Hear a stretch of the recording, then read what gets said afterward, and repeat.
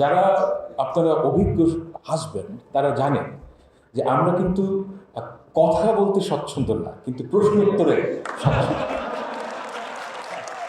তো আমি আমার অভিজ্ঞতা কাজে লাগাতে চাই।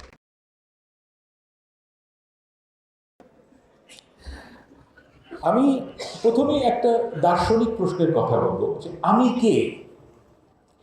এটা আমার সবার জীবনে একটা খুব গুরুত্বপূর্ণ প্রশ্ন, আমি কে। এখন আমার ক্ষেত্রে এই প্রশ্নের উত্তর হচ্ছে যে অনেকভাবে এই প্রশ্নের উত্তর দেওয়া যায়। যেমন ধরেন আমি একজন পিতা, আমি বাংলাদেশি, আমি হিন্দুস্তানি মুসলমান, আমি বাঙালি এবং আমি অস্ট্রেলিয়ান। এই প্রত্যেকটা প্রশ্নের যে প্রত্যেকটা যে উপাদান আমার পরিচয়, প্রত্যেকটি কিন্তু গুরুত্বপূর্ণ। আমি কোনোটাকেই কখনোই অস্বীকার করি না।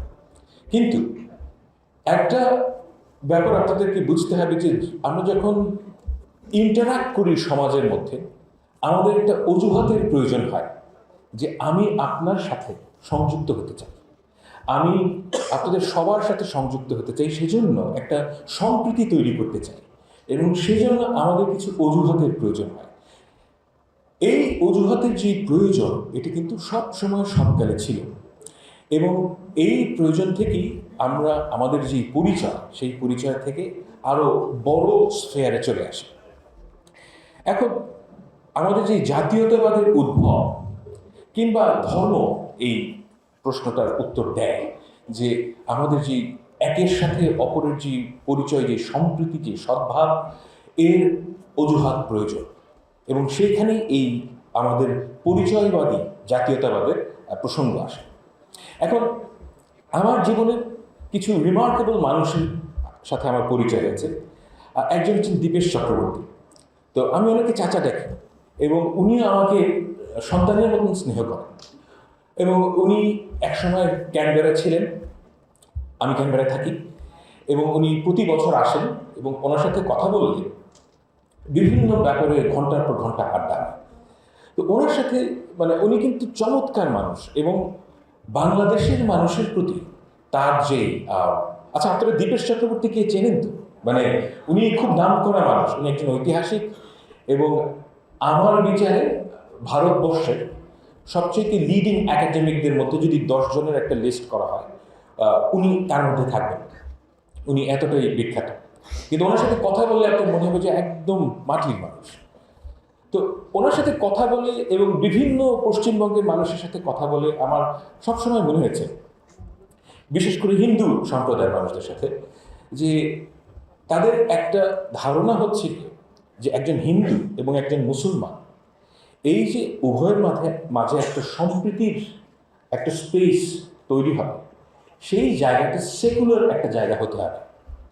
অর্থাৎ আমরা ধরেন আপনি একজন হিন্দু এবং আমি একজন মুসলমান এবং আমি যে আপনার সাথে একটা সম্প্রীতির সম্পর্ক তৈরি করব, এর জন্য আপনাকে এবং আমাকে উভয়কে বাঙালি হিসাবে হাজির হতে হবে। অর্থাৎ যেই অজুহাতের কথাটা আমি বললাম, সেই অজুহাতটা এখানে হচ্ছে গিয়ে বাঙালি।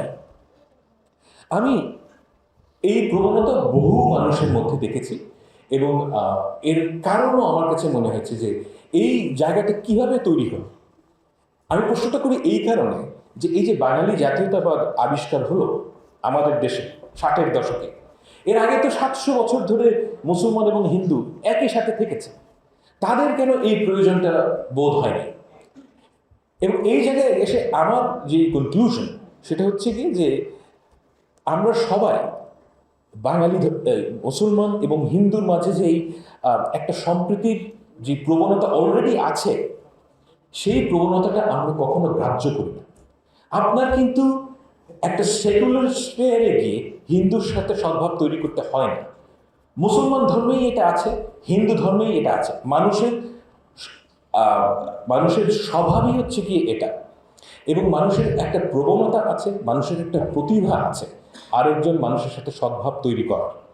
এই সদ্ভাবটার এই প্রবণতাকে আমরা অগ্রাহ্য করে 60-এর দশকে আমরা বাঙালি জাতীয়তাবাদের উদ্ভব হয় বাংলাদেশে।